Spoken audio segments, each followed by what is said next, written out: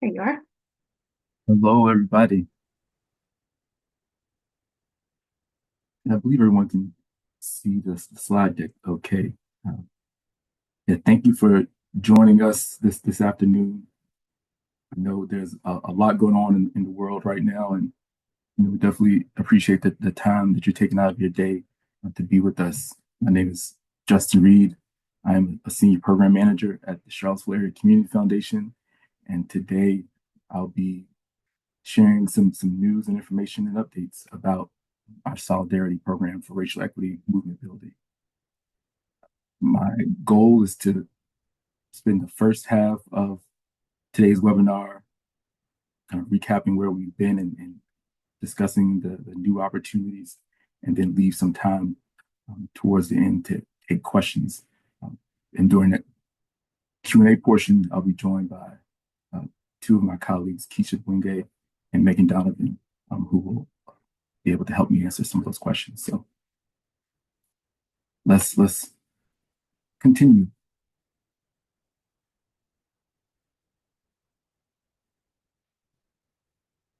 So here is our agenda for the webinar. So if you don't already feel welcome, welcome again.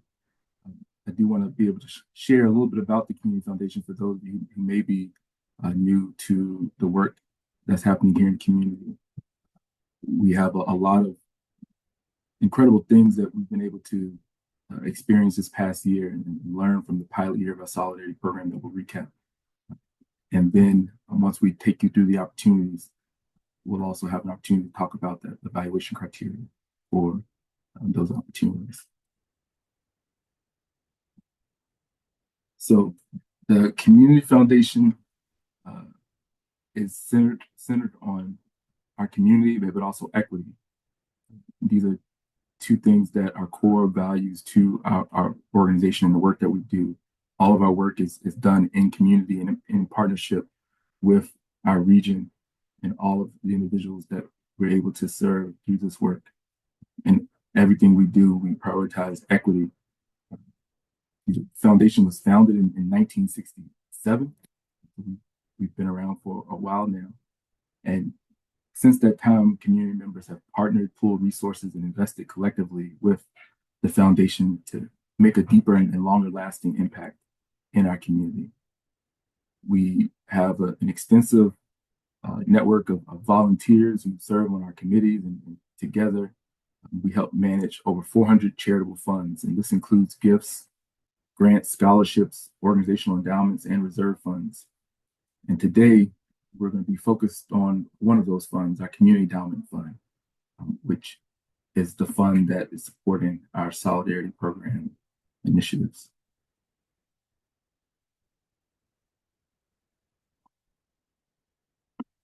So we also wanted to share these four strategic pillars that are guiding our work: strong enterprise, the capacity, skills, knowledge, infrastructure, and culture to deliver on our goals.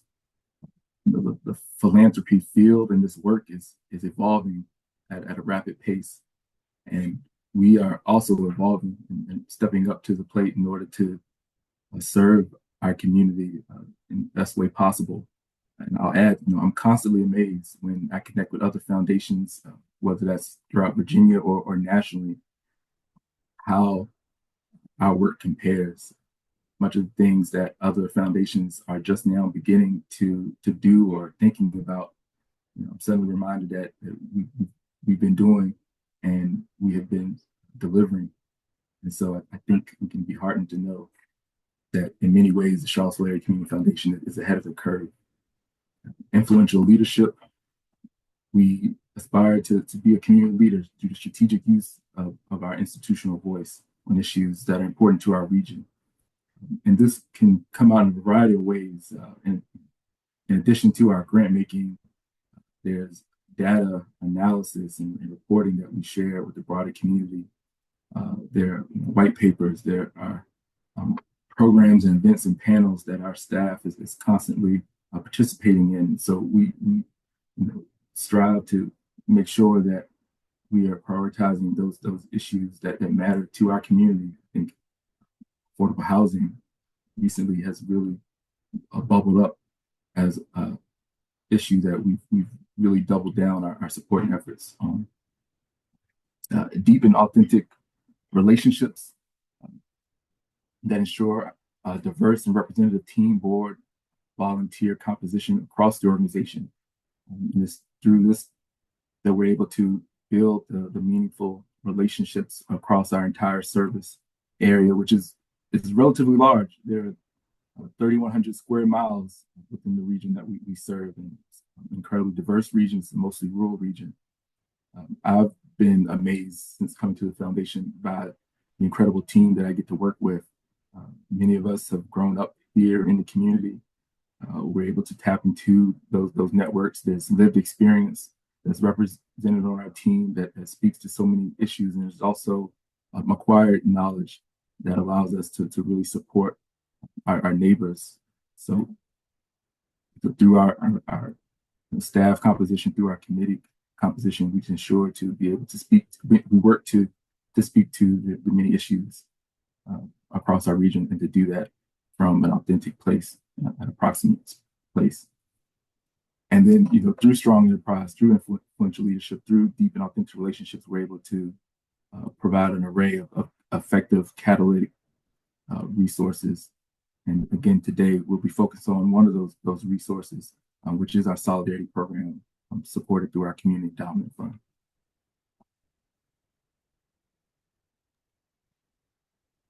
Just to recap where we've been, as many of you know, we piloted our Solidarity Program. We concluded our pilot last fall. And during that period of time, we were able to reinvest $1.4 million back into our community. And that's composed of 27 groups who received resources through the Solidarity Program. And if you look here, 78% of those organizations have Black or line executive director level leadership.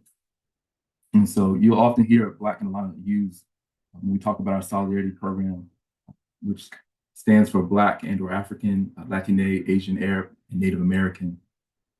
We also want to make sure that when we talk about movement work, it's clear that in addition to providing direct services and relief, when we talk about movement work, that also means reimagining and altering unjust systems and achieving long-term community level change. And we'll revisit that later on in the presentation.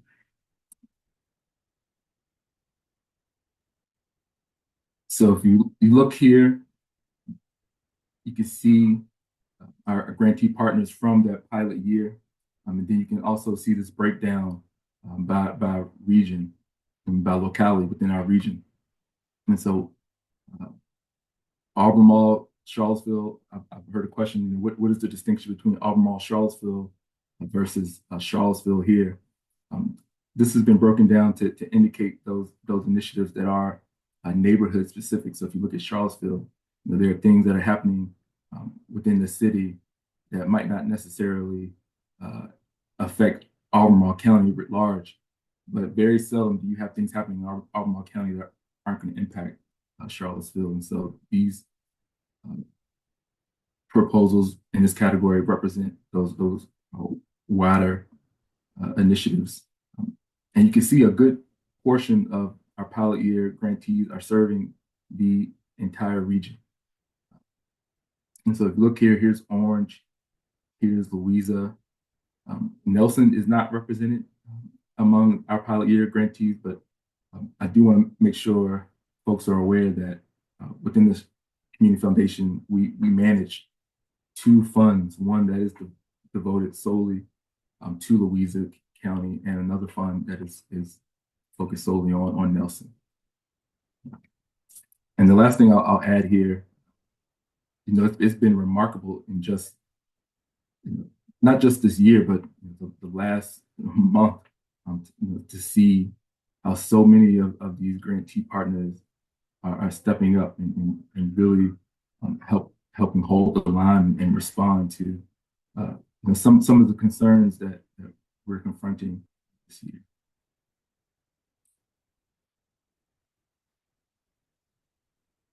And then This diagram here shows you the self-reported impact areas. So here you have the child and youth development, arts, and culture.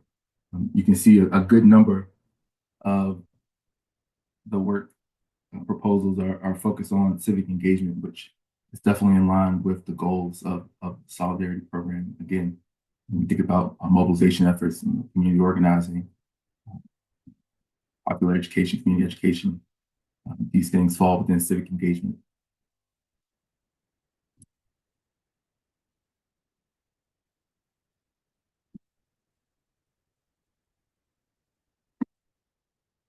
So the pilot year has also been a year of learning for us and all those who have been involved.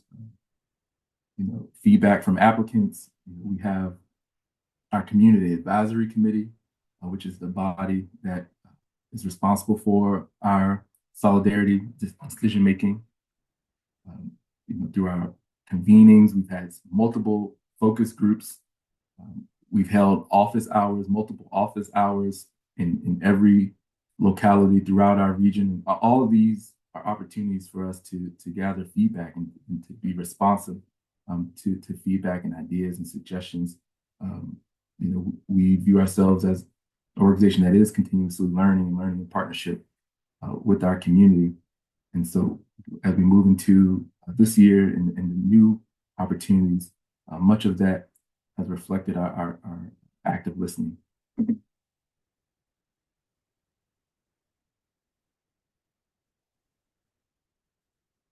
So some of the things are more technical. When we look at the application process and some of the nuts and bolts. So in the pilot year, we had a rolling submission process and quarterly decision making based on our experience, what we've learned through the pilot year. Moving forward, the Solidarity Program will have a twice annual call for proposals. When you look at last year's process, we had a single catch-all application and grant program. Moving forward, we'll have differentiated resourcing. And so really making sure that our grant opportunities are targeted and again, responsive to some of the distinct needs that have bubbled up during our pilot year. Last year, when we advertised the program, we had uncapped requests. Moving forward, we want to make sure that we manage expectations. And so, something that we continuously heard from our applicants is that they wanted some clear parameters around funding ask. And so, moving forward, we will have articulated funding caps that applicants can choose from based on the type of proposal that they're submitting. And then, one of the things that became clear when we talk about movement building, and again, we'll get into this a little bit more later, when we talk about movement building, there is a lot of uncertainty around what that means and what applicants should be applying for. And so one of the things that we spent the last several months doing is really enhancing the guidance and support that's being offered to applicants. And so that includes a more comprehensive fiscal sponsorship policy and guidelines. We've expanded our online resources and content. And so if you haven't had a chance, you can go to our website today to see some of the additional information around the Solidarity Program and movement building and capacity building. And then we also have implemented a pre-consultation opportunity that's required for first-time applicants and applicants who were previously declined.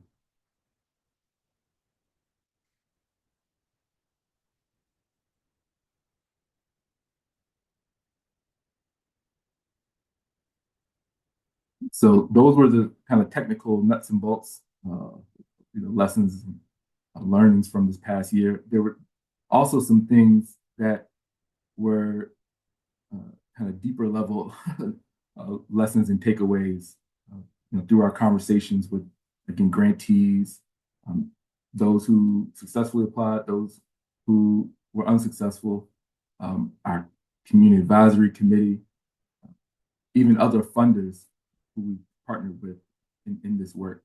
You know, there began to emerge some deeper lessons, and on this slide, we're trying to crystallize some of those. And so lesson number one comprised largely of service providers. Our centuries-old nonprofit sector was never designed to reimagine or correct unjust institutions and systems. Our U.S. nonprofit laws and funding models largely perpetuate the status quo. Shifting these structural and cultural norms will take time and collective persistence. This is a recognition that, by and large, we're not set up as a sector to really undo and dismantle the things that are most harmful. We're prepared to mitigate the effects, but actually undoing and eradicating these things is challenging, not because of the effort that's put in, but simply because of how we're structured to do this work. I think the last couple of weeks have been a reminder of that. If you're an organization who's attempting to promote democracy and change, to find yourself so precarious, to find yourself in such a precarious situation, is a reminder of how our laws have been set up to be able to thwart certain efforts. Lesson number two, to sustain movements for change, our movement leaders, organizers, and activists not only need more equitable resourcing, but also greater resourcing that encourages nonconformity, experimentation, collaboration, joy, healing, and wellness, especially rest. This is something that definitely came up in several of our focus groups with applicants from across our region, and in our conversations with our grantees as well. If you're doing movement work, and especially if you're a person of color doing this movement work, the pressure that you feel and the angst that you feel, not just from doing the work, but from the funding community as well. Very seldom do you find opportunities that allow you to take risks or allow you to experiment and learn from your mistakes. And oftentimes you don't feel as if you can take that pause needed in order to take care of yourself and be able to lean into this work in a way that's healthy. This was a constant theme that we heard. And then lesson number three, building trust-based grantee-funded partnerships requires humility, openness, adequate time, shared accountability, and a genuine willingness to learn and navigate challenges together. Those of us who are on the staffing side of the Solidarity Program truly view this work as a partnership with our applicants and our grantees. We are attempting to do grant making and philanthropy differently, and that means feeling like you can be honest when you're facing challenges and struggles. We're not looking for a performance. We want to meet people where they are, and we want to hear about the challenges and be able to support folks and learn together and work through any challenges that you may encounter. And I can say from this past year, some of the most kind of meaningful conversations and partnerships came from those applicants who at the very beginning said, this is the challenge that we're facing internally. Everything that we have to present isn't going to be pretty, but this is what we're doing. This is why we're passionate. And as a team, I say I'm really proud of how we stepped up and supported those applicants.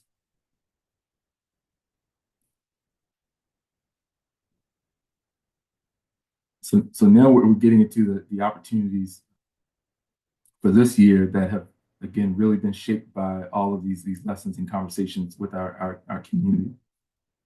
At our core, our theory of change for this program is our desire to build power and move resources. And by doing those things as a foundation, we want to be able to help support and promote a community level transformation. And so when we talk about building power, that's really through knowledge and connection. And that takes the form of partner convenings. So that includes summits and retreats and trainings and roundtables for our grantees that involve public programming, which might look like co-sponsored book and film events, panels, and lectures. And it also includes our capacity building support.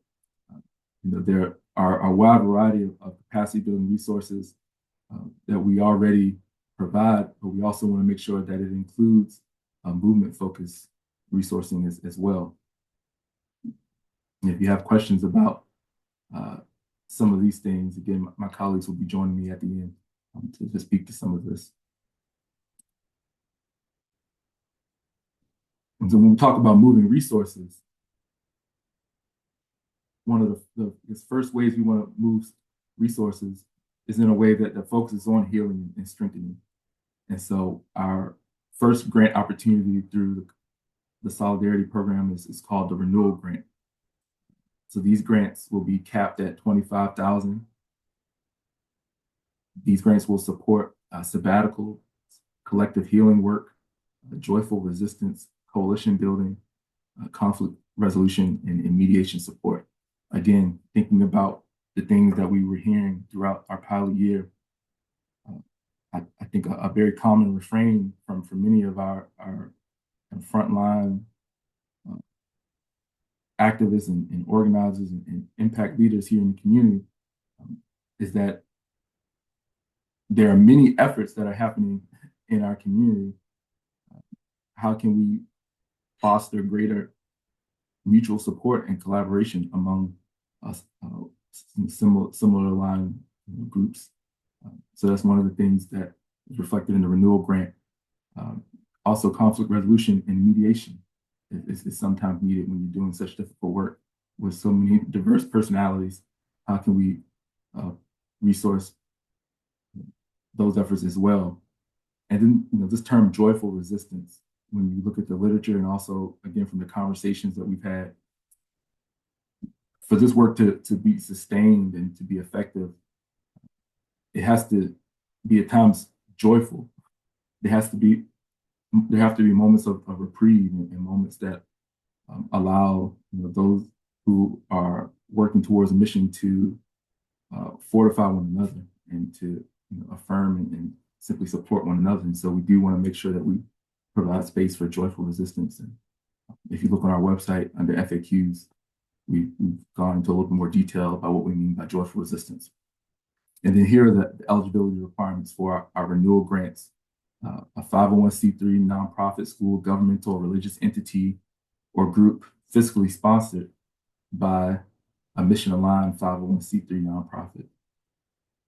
I demonstrated a commitment to power sharing and building with Black and Alana members of our community, and also a commitment to local and regional movement building are the minimum requirements for a renewal grant. And I want to highlight the call for application is today, begins today, February 12th, and will go through April 15th. After April 15th, our Community Advisory Committee will review those proposals. Our board will make a final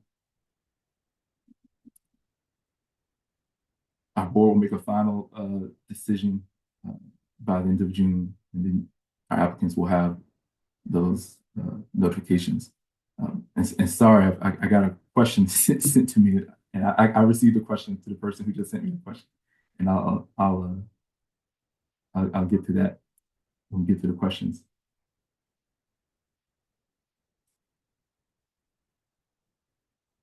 The second grant opportunity is the Reimagine Grant. And so through the Reimagine Grant, we are moving resources for freedom dreaming and evolving. There's a scholar, Robin D.G. Kelley, who writes about freedom dreaming. One of the worst consequences of injustice is that it often limits our ability to imagine new possibilities. And so we want to make sure that we are resourcing opportunities to imagine new possibilities and new ways of operating, doing things. And so the Reimagine Grant will be capped at $50,000. It's the same timeline as our renewal grant. And the Reimagine grant focuses on idea research and development, visioning, strategic planning, resetting, restructuring, and in some cases, um, closing an organization or initiative. And we want to make sure that we support folks who are having to do that, and we offer some resources on how to have a strong finish. This grant can also support short-term and one-time professional services, such as nonprofit legal or accounting assistance. We had experiences with some of our applicants who really needed an accountant to come in and take a look at things and to resolve some issues.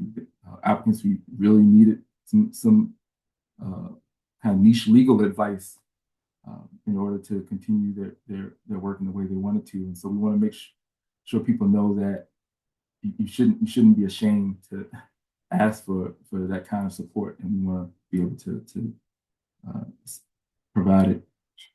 And then also the Reimagine grant can support staff volunteer development. And when we talk about staff and volunteer development, these are really the opportunities that help enhance your movement building capabilities.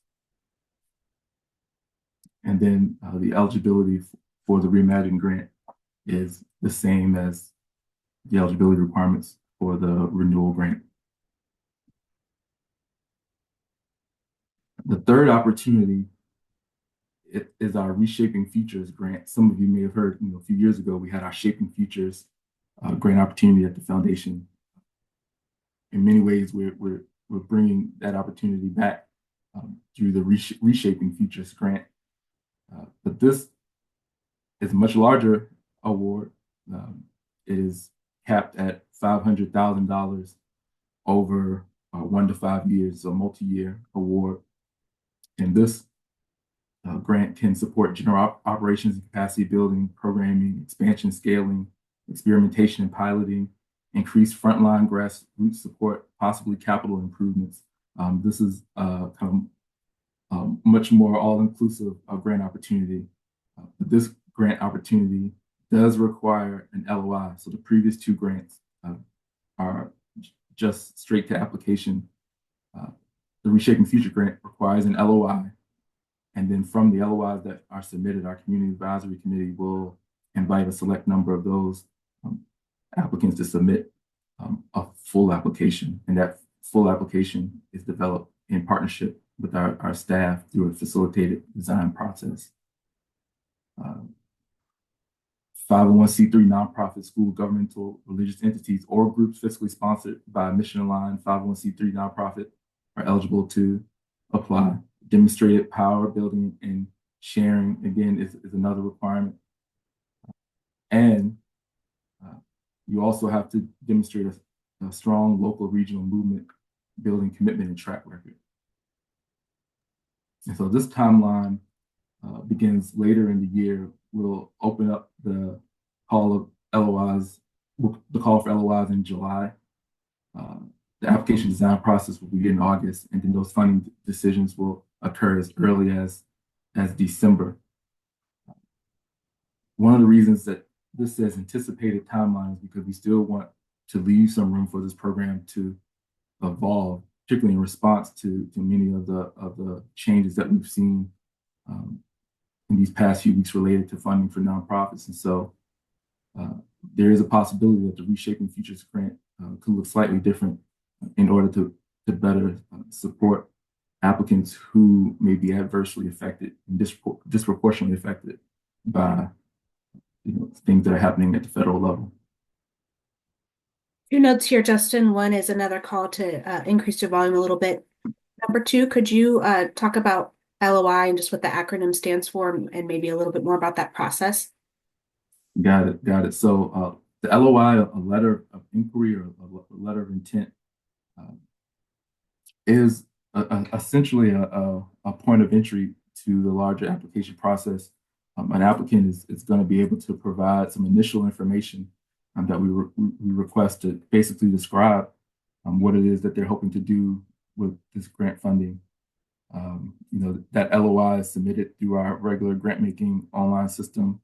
We have some alternative methods that we can talk about if the applicant wishes to submit a proposal in a different format or different mean. But the LOI is an opportunity for you to introduce your idea and proposal to our committee. And again, from there, our committee will determine which proposals move forward to a full application.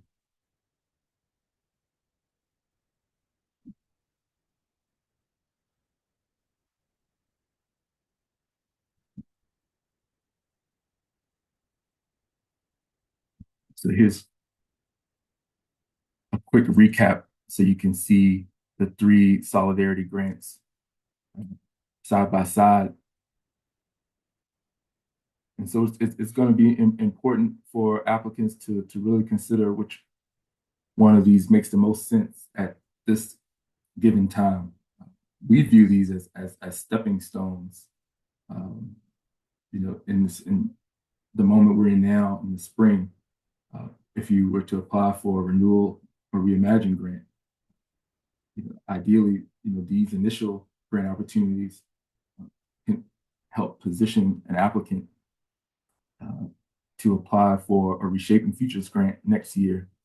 And so really, as you're considering which to apply for, view these as kind of building blocks toward a transformative grant.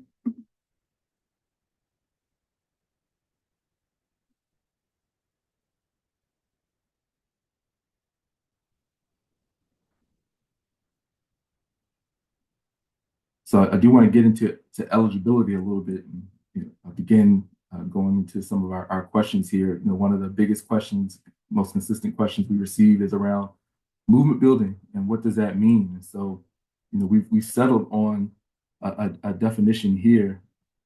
When we talk about movement building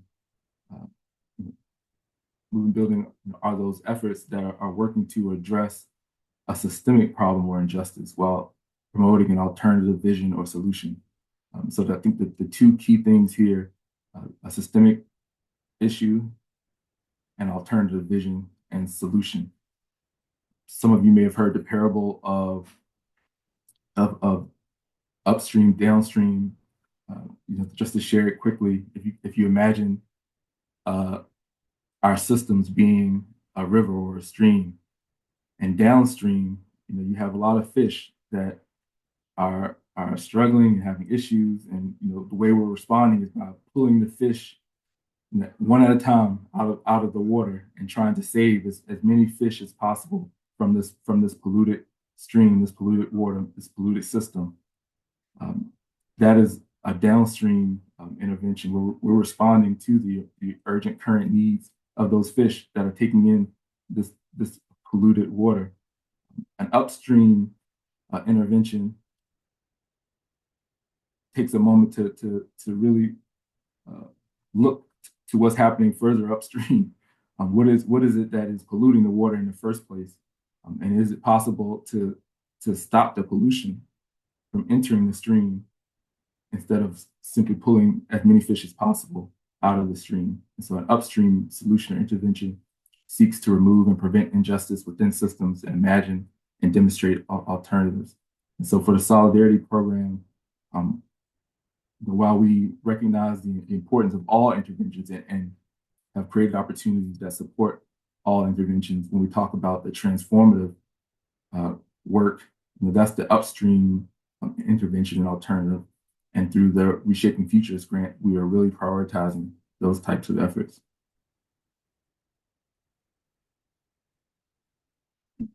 And then here's another breakdown of what we mean when we talk about upstream and downstream interventions. And again, this is on our website. Credit my colleague Tisha Bwenge when we talk about downstream or upstream. The way we're thinking about it now are in these three categories. You have responsive, proactive, and transformative. And so a responsive effort, again, responds to current immediate needs downstream. A proactive effort attempts to remove current and future barriers and inequities upstream within systems. And then transformative seeks to repair and heal past injustice while imagining and demonstrating alternative systems. That can also mean a new and better stream. And these are some examples. Many of these examples reflect what we've seen in the pilot year, things that we've supported. So when we talk about a responsive effort, a responsive effort is tutoring and mentoring vulnerable students, which is critically important. When we look to proactive, that effort looks like organizing a school system-wide reform effort. When we get into the transformative area, again, thinking about a new and better stream, and that could be impacted communities co-founding an entirely new preschool within that neighborhood.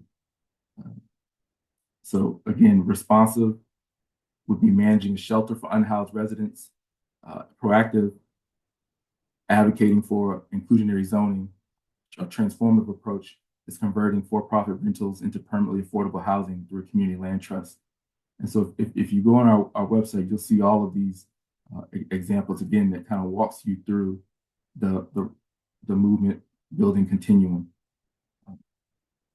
When we're deciding which proposals to fund, we are prioritizing proactive and transformative. But again, we recognize the importance of all efforts. And so there are opportunities built within the Solidarity Program for proposals that fit into each of these categories to receive funding support.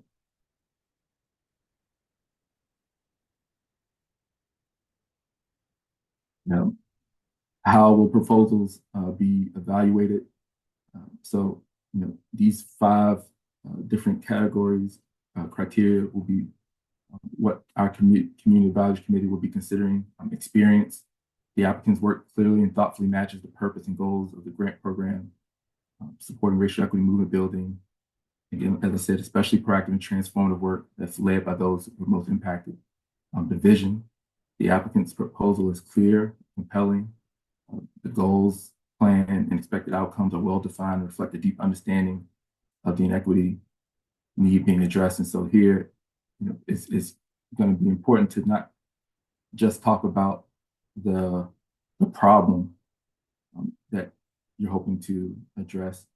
We also want to hear a compelling vision, inspiring vision for what you're hoping to do. Capacity, the applicant is well positioned to achieve their proposed goals and outcomes at this time. You have representation, leadership, knowledge, and relationships to be effective. Power building and sharing. And so we talked earlier about this being an eligibility requirement. Our Community Advisory Committee will then be assessing kind of the level of power building and sharing that the applicant is speaking to. And so we really want to make sure that those who are most impacted by an inequity in our community are the ones who are driving the solution and are being heard and listened to and centered in this work. And then care for resources, the kind of standard financial documents with grant making, but we also have contact information because we do want to make sure we support applicants in gathering these materials if they're facing any challenges.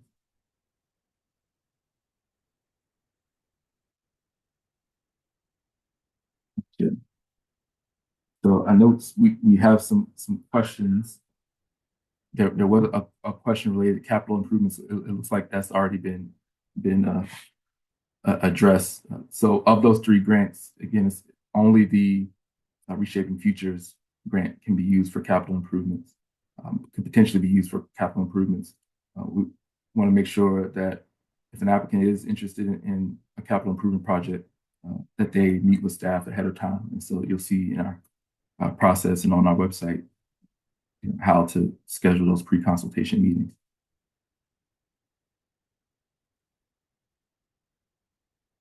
Justin, we also have a question about that says, if we have not received a Solidarity grant in the past, is it better for us to apply for a smaller grant rather than the big Reshaping Future option? I don't think it's better or worse. I mean, again, we're asking applicants to have that pre-consultation meeting so we can kind of get a better sense of where they're positioned on the continuum, and to be able to kind of assess what makes the most sense. I think that is a good question, and really we want folks to kind of honestly assess what makes the most sense. I would recommend prioritizing those first two grants because again they can be building blocks toward a larger multi-year grant, and it also allows our staff and committee to be introduced to the work.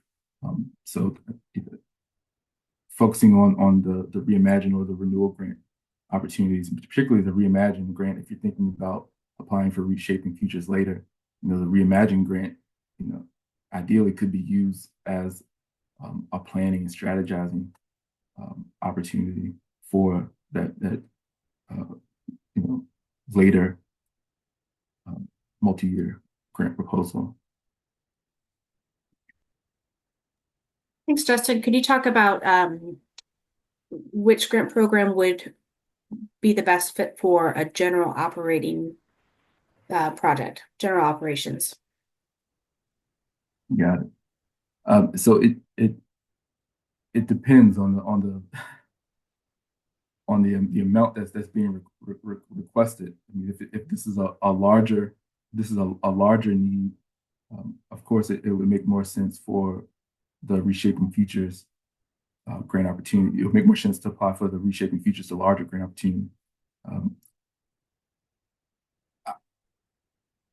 And I'm pausing because I don't know the full context. This is a hard question. Again, that's why we want you to have a pre-consultation meeting so we can get more details about where you're positioned. But Reimagine grant could still support efforts that help advance the overall organizational work. And so I think I want to just push back a little bit against the distinction between like general operations and strategic planning or training for staff. I think those things are critical to operating.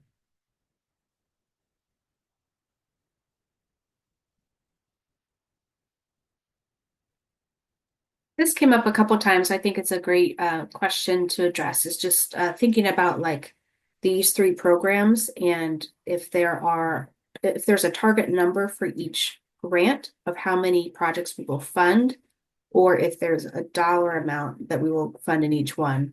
Maybe you could talk a little bit more about how these are budgeted in our allocation and how we anticipate kind of spreading out what's across these three programs. Right. Well, so when we make our community endowment fund grant making, we are projecting across years. And so a multi-year grant is spread out across multiple budget years for us. And so, in this previous year, we committed $1.4 million. We could have a scenario this year where we award more than that, but to fewer applicants. It really depends on the number of proposals and the size of the request that we receive. We anticipate maybe 10 to 15, again, depending on how the proposals are coming in, but yeah, it is hard to predict. I would say to that applicant to really ask for what's needed, and let us like work with our committee to determine like what's most feasible, because maybe it's a situation where we can't fund the full amount, but we could offer a larger award across several years. It varies, but this past year, again, we were able to commit 1.4 million.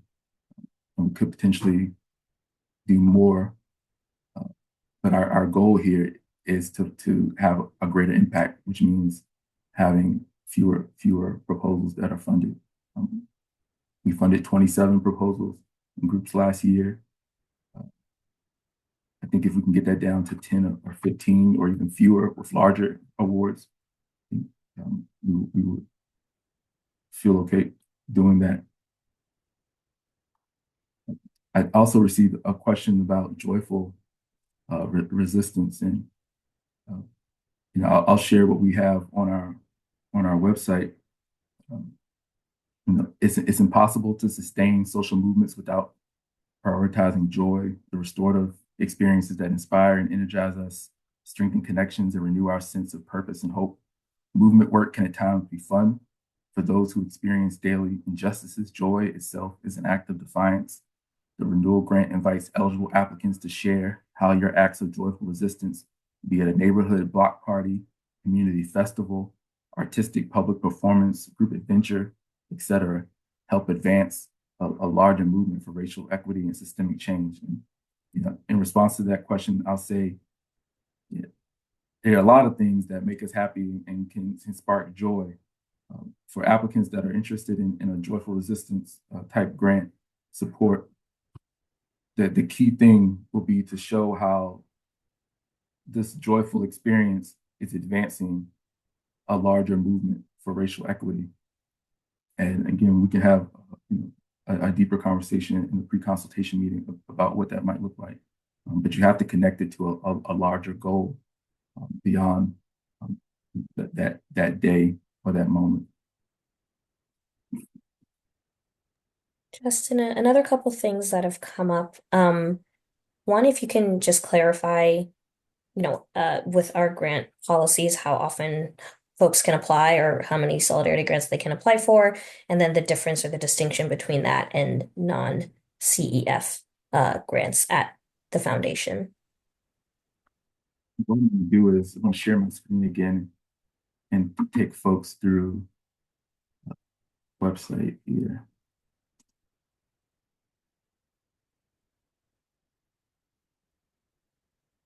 So I'll just quickly say that applicants will need to choose which grant they wish to apply for in any given year. And so you'll have to decide if you're going to do a Reimagine or a renewal or a Reshaping Futures grant, but you can only apply for one of those per year. You also have to already close a previous Community Endowment Fund grant from the Community Foundation. When we talk about closing, that means meeting the terms of that grant and the requirements of that grant before you can apply for a Community Endowment Fund grant. As I shared earlier, we have hundreds of funds that we manage, but the Community Endowment Fund is the fund that is overseen by our Community Advisory Committee. And from this fund, we have our 3 solidarity grant opportunities. And so if you have received or you have a pending Bama Works fund application, for example, you can still apply for a Community Endowment Fund solidarity grant. The Bama Works fund is a different fund from the Community Endowment Fund. And right now, the only 3 grants that are funded through the Community Endowment Fund are our Renewal, Reshaping Futures, and our Reimagine grants. So unless you have one of those 3 grants, and you shouldn't, because those 3 grants are opening today, you're eligible. But again, you do have to met the terms and requirements of past grants from the foundation. The exception there would be anyone who receives solidarity in less than a year. Right, exactly. Yeah, so we would need to close out the grants before you apply. Right, so for our current solidarity grantees, you will need to close out your current grant. One other thing, Justin, if you can speak to briefly, the LOI for the Reshaping Futures grant, what does that look like, or what will be asked of applicants at that stage? Just high level. So high level, I mean, if you go to our website now, you'll see some of the questions, and again, the questions are pretty consistent, or what we're asking for is pretty consistent across those three grant opportunities. But when we get to the Reshaping Futures grant opportunity, you will be asked to work in partnership with our staff to develop a more comprehensive proposal.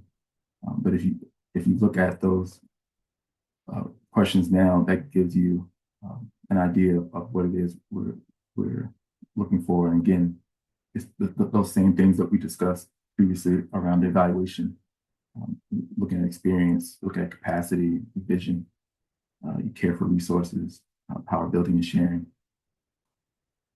So there was another question I wanted to actually go to the website for really quickly. If you go to grants and programs, I'm glad someone told me. So you can see the 3 opportunities are here. Spells out important dates, goals, eligibility,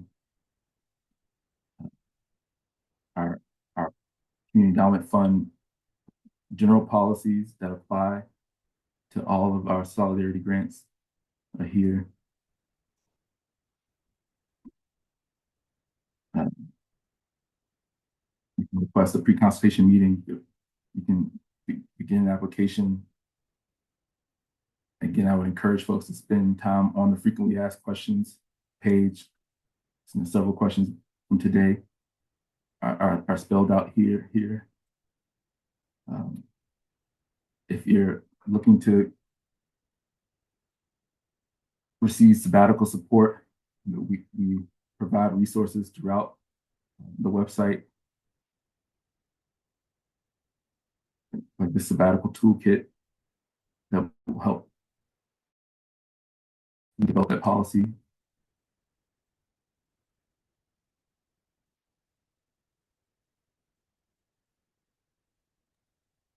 And one thing I do want to point out too around capacity building in the fiscal sponsorship policy.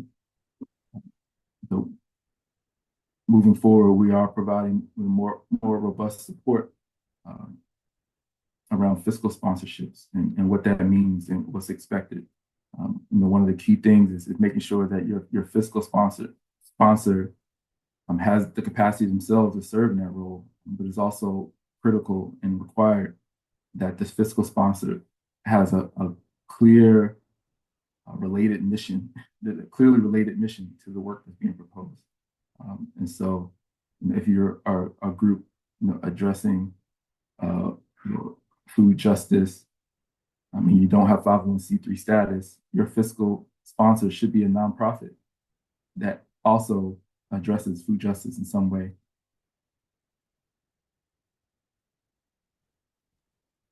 We are at time. I want to respect everyone's time today. Before we go, Justin, could you pop over to where it says log in and just show folks how to navigate to the grantee portal? So you go to login and then grantees, and that brings you up to our grantee portal, which we refer to as GLM. If you have any questions, issues here, the contact is myself, Megan Donovan. I'll come up real quick. Just want to be sure that you feel supported and do not let this be the barrier for why you don't apply to these programs. Feel free to reach out. Our contact information is all over the website, so do not hesitate to reach out to us. Anything you want to Yes. like circle up with? Yeah. Yeah. Is this visible? Can you see the presentation? Yes, thank you. There we go. As Megan stated, please don't hesitate to reach out to us. So general inquiries, pre-consultations, eligibility and alignment questions, process and proposal support. I'm the person you need. If you have questions, as Megan just stated, around our online application system, you can reach out to Megan, Keisha. Keisha, if you want to pop on the screen again. Fiscal sponsorships, Catch a Fire and agency fund support. There's more information about both of those on our capacity building page. Keisha also has a wide array of resources that she can refer you to as well if you don't have it in-house.